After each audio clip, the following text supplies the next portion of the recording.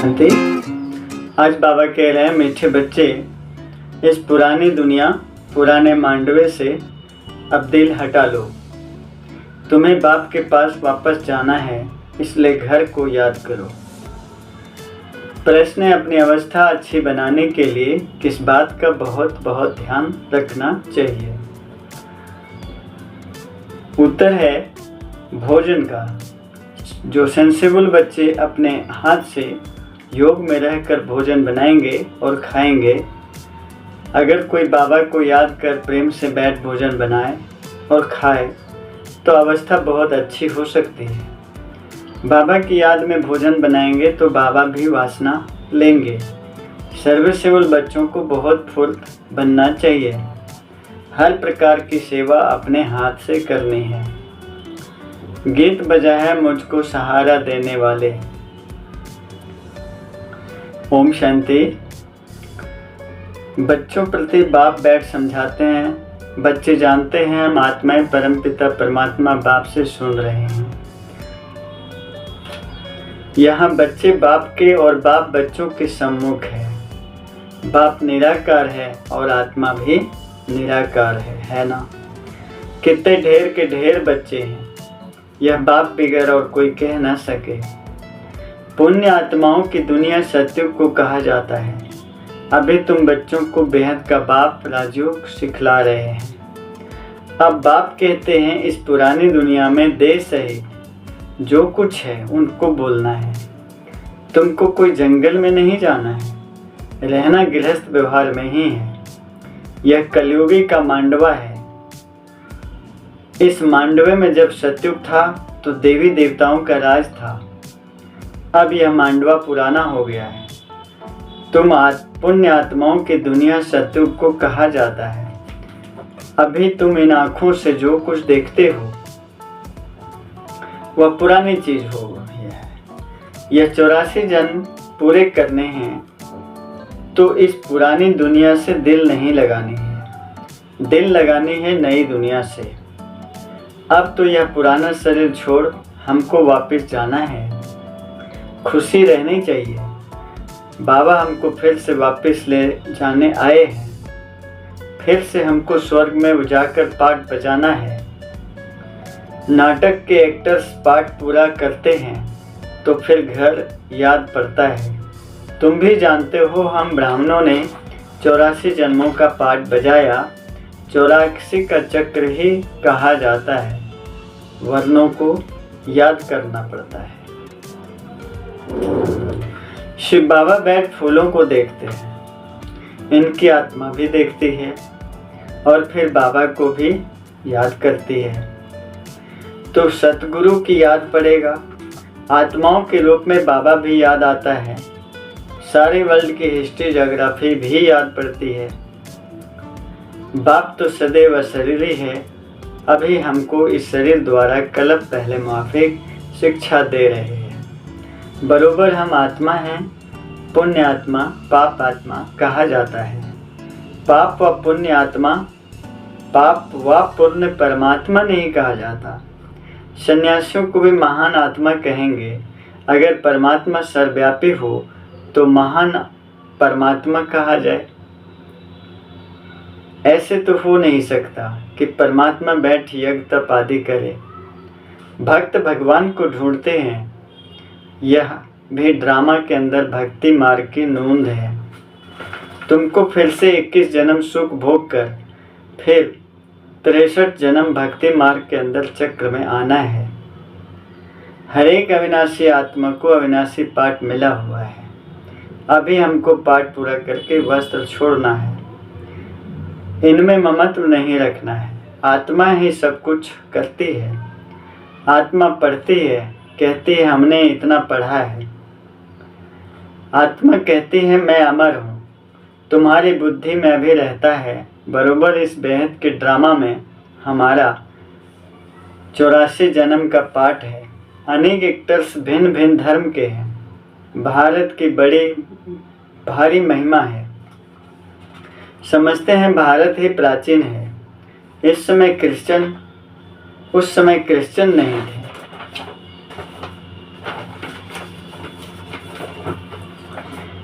परंतु वह सिर्फ कहने मात्र कह देते कि भारत प्राचीन था, जानते नहीं।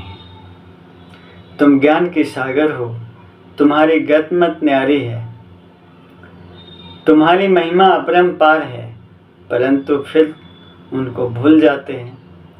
इसलिए भारत की महिमा उड़ गई है।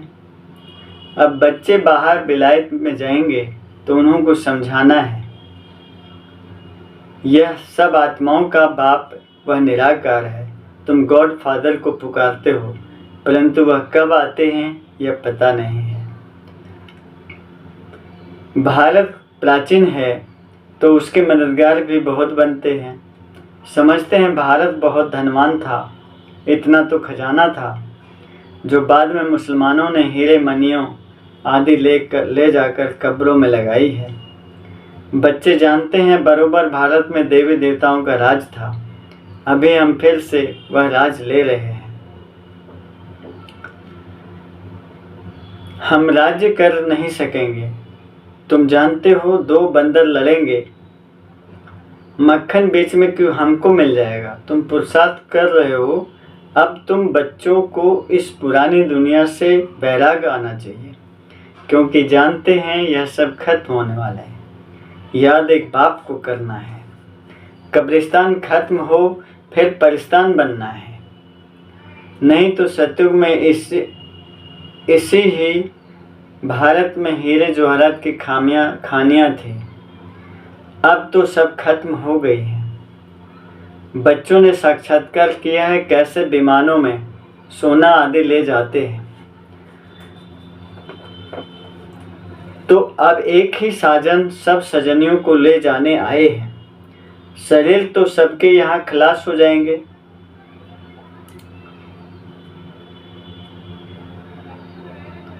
यह होलिका आदि सब यहाँ के उत्सव हैं, परंतु उनके महत्व का यथार्थ किसको पता नहीं है। रक्षाबंधन का भी उत्सव है, रावण को जलाने का भी उत्सव है। बाबा ने समझाया सारी सृष्टि इस समय रावण का घर है, सब शोक वाटिका में है, कितने दुखी हैं। अभी हम वापस घर जा रहे हैं, घर को ही याद करना है। अभी तुम समझते हो हमको वापस जाना है, इसलिए देह अभिमान छोड़ना है। दुनिया इन बातों को नहीं जानते, कह देते आत्मा सो परमात्मा, परमात्मा सो आत्मा। बाप समझाते यह झूठ है। पतित पावन तो एक निराकार बाप गाया हुआ है, फिर इनको और तुम सब बच्चों को पावन बनाता हूँ, सारी दुनिया को पावन बनाकर वापस ले जाता हूँ। फिर यहाँ सतो रजो तमो में पास कर अंत में पतित बन पड़ी है। यह है सबका अंतिम जन्म। लक्ष्मी नारायण भी अब अंतिम जन्म में हैं। पतित पावन एक ही बाप है। इस सृष्टि चक्र को समझना बहुत सहज है। माताएं भी इस गोले पर अच्छी रीति समझा सकती हैं। इसमें सिर्फ बुद्धि की समझ चाहिए, और कोई पास यह चित्र है नहीं। इन चित्रों का बहुत बहुत मान होगा। जो पढ़े लिखे हैं उन्हों को यह झाड़ त्रिमूर्ति का चित्र भेजो।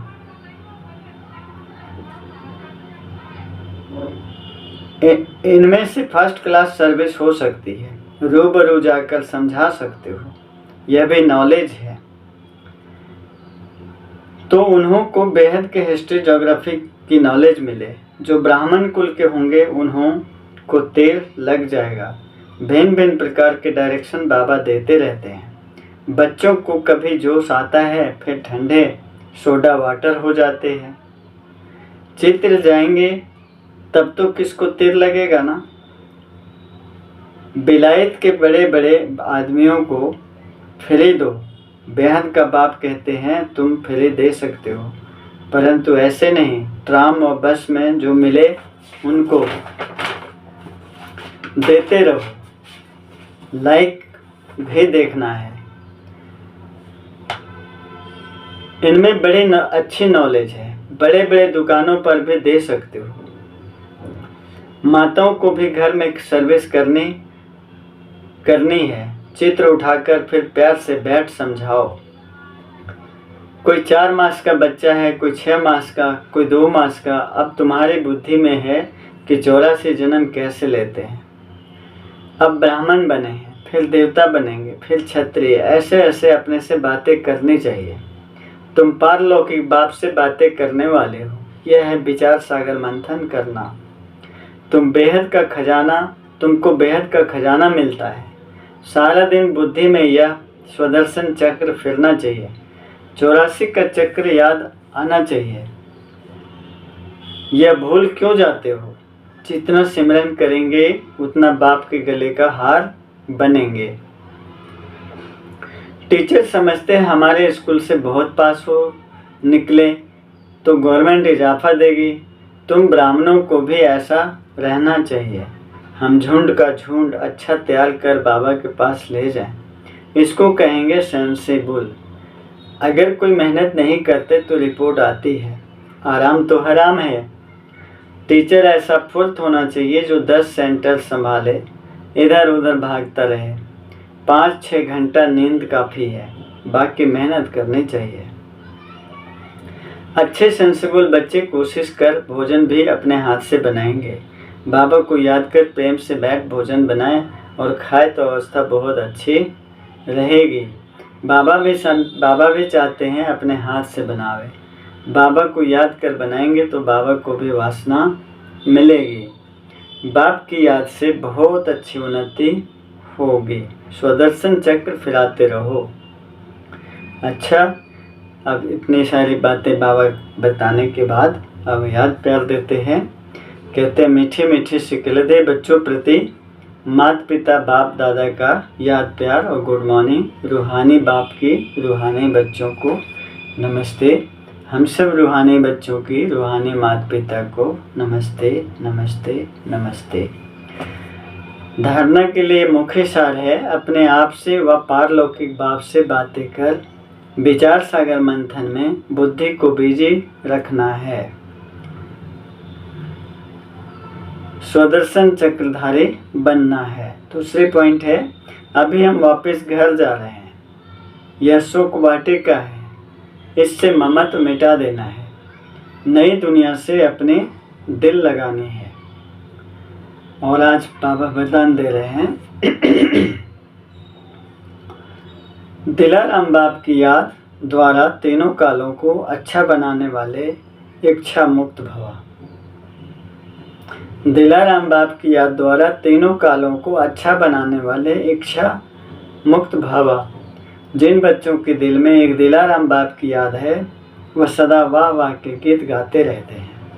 उनके मन से स्वप्न में भी हाय शब्द नहीं निकल सकता, क्योंकि जो हुआ वह भी वाह, जो हो रहा है वह भी वाह, और जो होना है वह भी वाह। तीनों ही काल वाह वाह है, अर्थात अच्छे ते अच्छा है। जहाँ सब अच्छा है वहाँ कोई इच्छा उत्पन्न नहीं हो सकती, क्योंकि अच्छा तब कहेंगे जब सब प्राप्तियां हैं। प्राप्ति संपन्न बनना ही इच्छा मुक्त बनना है। और आज का स्लोगन है संस्कारों को ऐसा शीतल बना लो जो जोश व रोब के संस्कार इमर्ज ना हो। ओम शांति। बाबा की